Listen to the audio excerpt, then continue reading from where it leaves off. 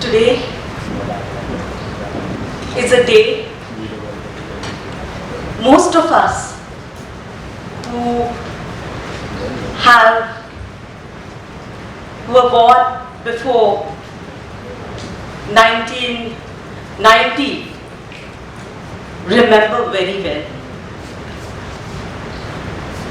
So before we start this our program, I would request everybody to please stand for a minute in silence and actually visualize and think of every moment that the days when we were maybe small, when we realized and when we got this news of the death of our beloved leader, what went through our minds. I just want to take everybody back to the past and think of those moments before we start this program.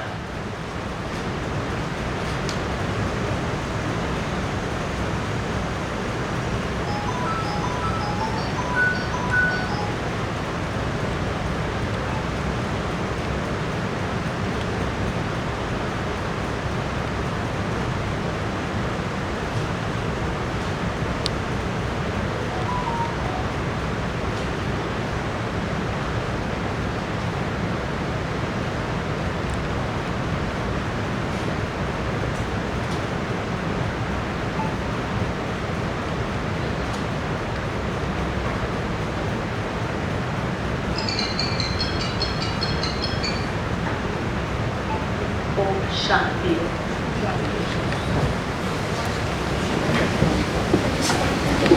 मंच पर उपस्थित Congress party के वरिष्ठ कार्यकर्ता, उसके बाद नेता बने, आप सभी को मेरा प्रणाम।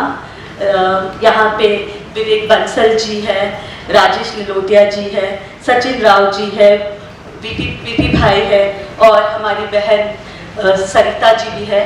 साथ ही मेरे जितने ऑल इंडिया महिला कांग्रेस के महासचिव यहाँ पे उपस्थित है, सचिव, कुछ जो हमारे साथ वॉलंटियर्स कर रहे हैं, 5 हमारी बहनें DPMC के, साथ ही साथ national legal aid coordinators Avani Bansal ji, Nimisha ji, Nayam ji और हमारी आज यहाँ पे एक बहन अंबिका जी, वो आज यहाँ पे उपस्थित नहीं है, पर वो यहाँ पे नहीं होते हुए भी आज इस कार्यक्रम को कोऑर्डिनेट करने में उनकी बहुत बड़ी जिम्मेदारी रही है। आप सब बहनें जो वकील बहनें हैं, जो देश के विभिन्न कोने से आज यहाँ पे इकट्ठे हुए हैं, सबसे पहले मैं आपको धन्यवाद देती हूँ कि अखिल भारतीय महिला कांग्रेस के इस मंच पे, कांग्रेस पार्टी के इस मंच पे और महिलाओं के न्याय लड़ने के लिए, आप महिलाओं के लिए उनके अधिकारों के न्याय और उन पीड़ित महिलाओं को न्याय दिलाने के लिए आप सभी ने महिला कांग्रेस का हाथ थामा और आप तैयार हुए हैं लीगल कोऑर्डिनेटर्स के तौर पे, बतौर लीगल कोऑर्डिनेटर्स के तौर पे काम करने के लिए। तो सबसे पहले मैं आप सभी को भी धन्यवाद देती हूँ। For my friends who would want me to speak in English, I will be bilingual. I do understand we have some of our friends from Kerala, Karnataka and Tamil Nadu, Pondicherry here too. So I'll try to be bilingual. We have always had a legal cell in the Mahila Congress, but with the growing atrocities against women, और जब हमने ये realise किया कि जब सही तौर में, सही मायने में महिलाओं को एक वकील का सलाह चाहिए, सहयोग चाहिए, तब कहीं ना कहीं हम एक संगठन के तौर पे कमजोर होते हैं।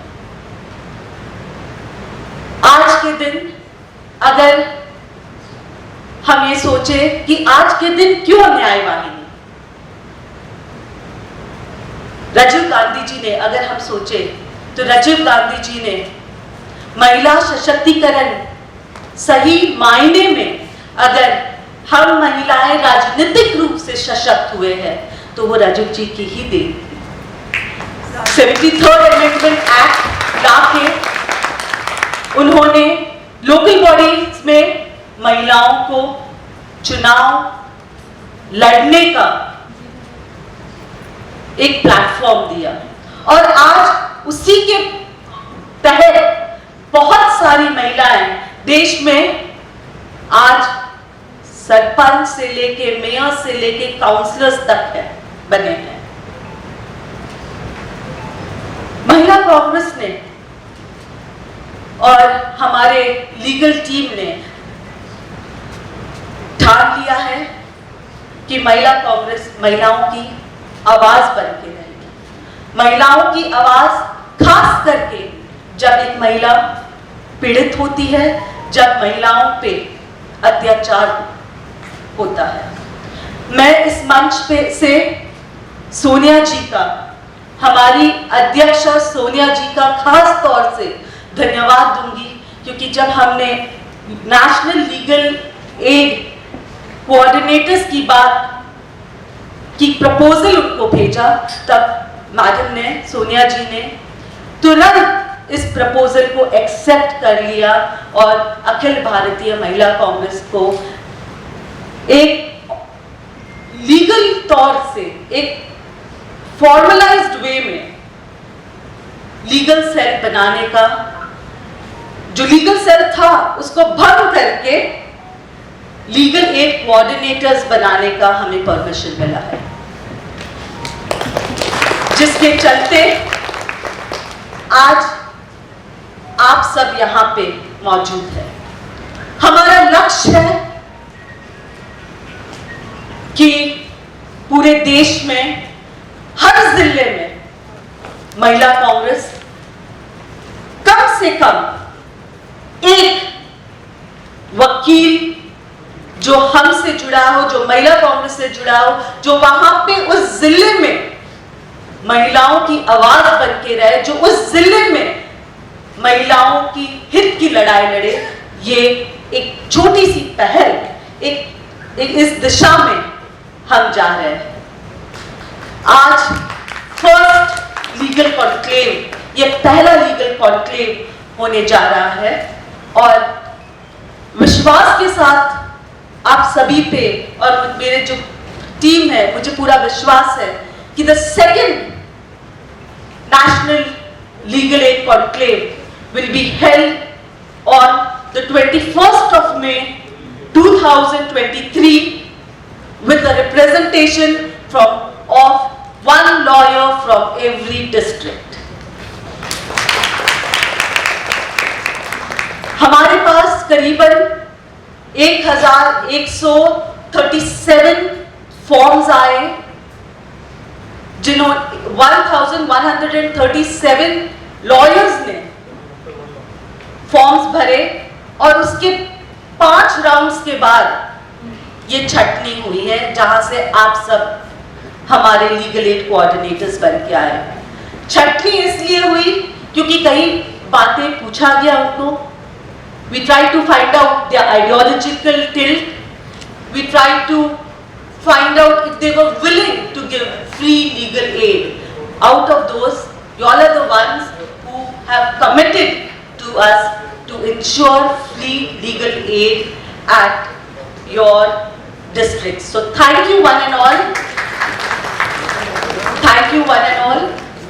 We will be having a few sessions, a few rounds, after which at the end of this conclave we will come up with the entire way forward, because I am not a lawyer, but I always wanted to ensure we have lawyers to fight the cases of women, and what better an opportunity than getting all you lawyers together for this cause.